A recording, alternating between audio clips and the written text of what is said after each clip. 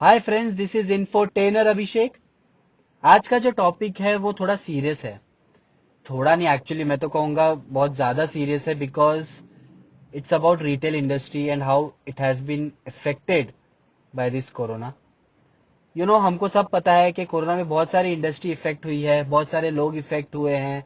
Economy की जैसे पूरी तरह से बैंड बज गई है। तो हमें ये सोचना है कि अब इस इकोनॉमी को रिवाइव कैसे करना है।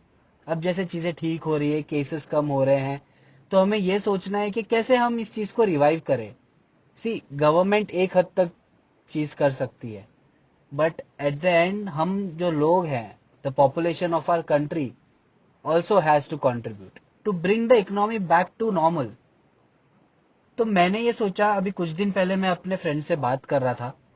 उसकी दुकान है कपड़े की।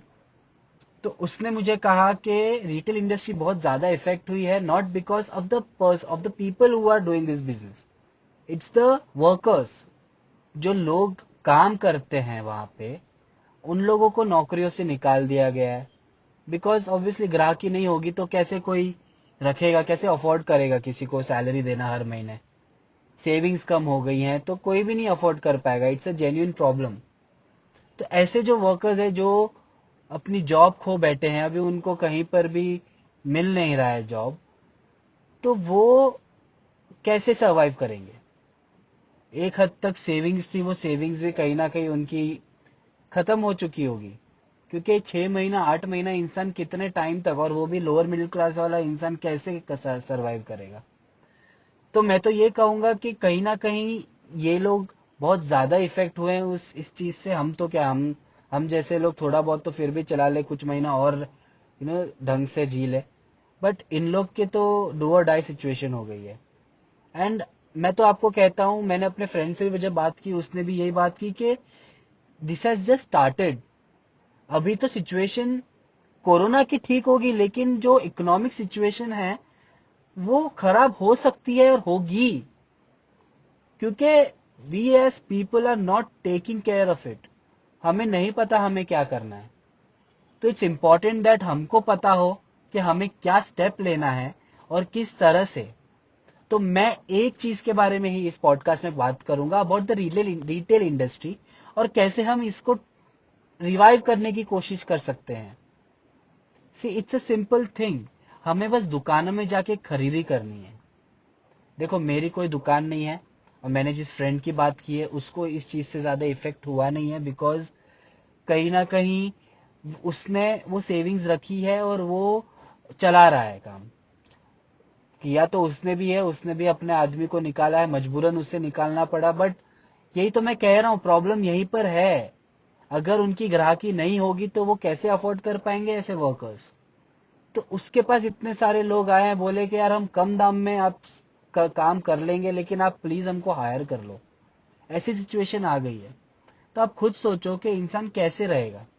तो मैं सिर्फ इस पॉडकास्ट में एक रिटेल इंडस्ट्री की बात कर रहा हूं, क्योंकि आई थिंक कहीं ना कहीं it was a root.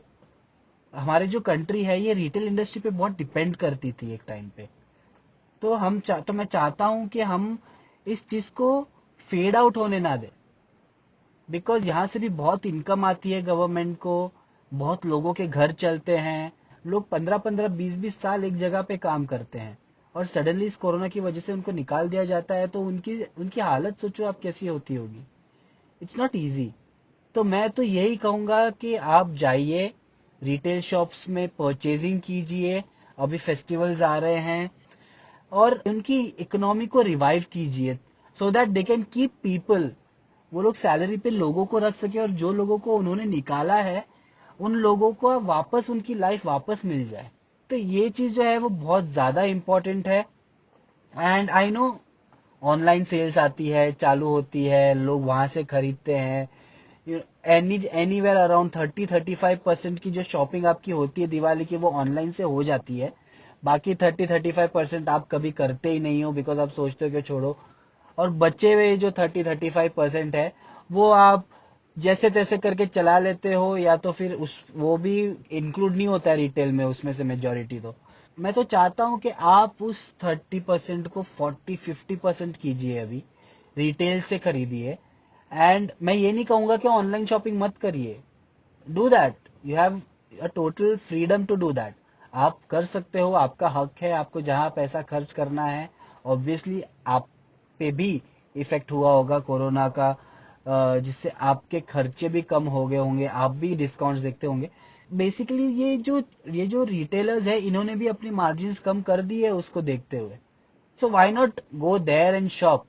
Obviously आप जाओ तो जो प्रोटोकॉल्स है वो फॉलो करो, मास्क, सोशल डिस्टेंसिंग, हर चीज का, हर दुकान भी उस चीज का ध्यान दे रही है।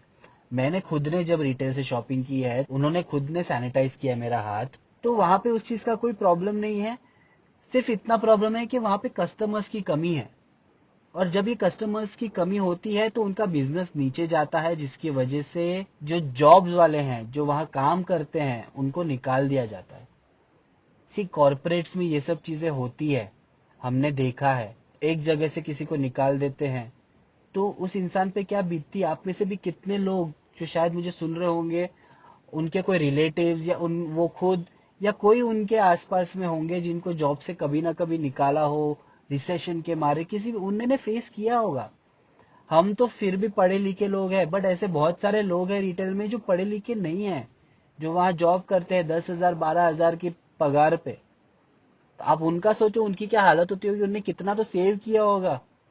क्या वो सेविंग्स, आपको लगता है वो 6-8 महीना वो सेविंग से चला? क्या उसके बाद उनके पास कुछ सेविंग्स बची होगी, आपको लगता है? तो हमें इसको इमोशनली देखना है और प्रैक्टिकली एक्ट करना है।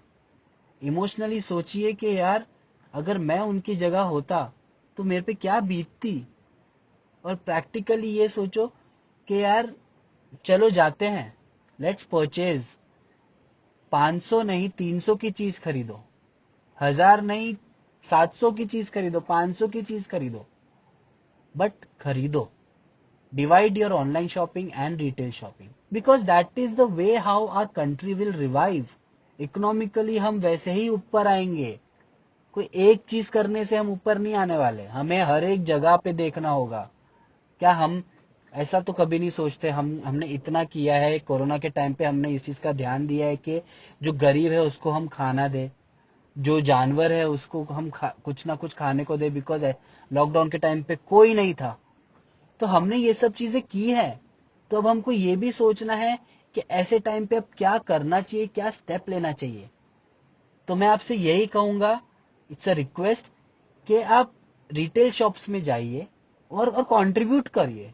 अपने नेशन के लिए ही कंट्रीब्यूट कर रहे हो आप, एंड कहीं ना कहीं इस चीज से फायदा होगा। वो बोलते हैं ना, बूंद बूंद से घड़ा भरता है, तो ये वैसी वाली बात है। थोड़ा थोड़ा करके अगर हम करेंगे तो तब जाके एक इकोनॉमी जो है इंडिया की वो आगे बढ़ेगी। अभी जो जीडीपी है उससे कहीं गुना आगे जा सकती है, और जल्दी जा सकती है जितना जल्दी हम इस पे एक्ट करें। तो please, it's a request, you guys go purchase from the retail outlets. और मैं तो ये भी कहूंगा कि ये जो आपके शॉपिंग सेंटर्स होते हैं, या आपके जो शॉपिंग मॉल्स होते हैं, वहां पर भी जाइए, नो डाउट उधर भी जरूरत है। प्रैक्टिकल आप जाइए, आप you just go on roads, और जहां पे आपको लगता है कुछ चीज आपको अच्छी लगती है, आप वहां से खरीदिए। एक दिन के लिए सोचिए कि आज मुझे ऑनलाइन कुछ नहीं खरीदना है, आज मैं पहले जाऊंगा, पहले देखूंगा क्या अवेलेबल है, और फिर बाद में मैं वहीं से खरीदूंगा। और जो मुझको नहीं अच्छा लगा हो, नहीं मिला हो, वो मैं ऑनलाइन खरीदूंगा। ऐसे कीजिए, प्लीज डिवाइड इट इक्वली, क्योंकि ऑनलाइन से भी इनकम आती है कंट्री को, ऑफलाइन से भी आती है। तो हमें दोनों को बैलेंस करके चलना होगा, और हमें समझना होगा कि हाउ इम्पोर्टेंट इट इज। तो yes, this is what I wanted to tell you guys. और इस चीज का ध्यान दीजिए, बहुत ज्यादा जरूरत है लोगों को हमारी। और हम अगर जितना जल्दी इस चीज पे एक्ट करेंगे, उतना ही जल्दी उन लोगों के लिए भी अच्छा होगा, उनकी भी दिवाली अच्छी होगी, उनका भी धनतेरस अच्छा होगा, उनकी भी लाइफ आगे अच्छी होगी, दुआएं मिलेगी। बहुत कुछ हो सकता है यार, country is a big nation यार। मतलब हम में बहुत बहुत पोटेंशियल है, सोच, इमोशनली और प्रैक्टिकली चीजें करने की।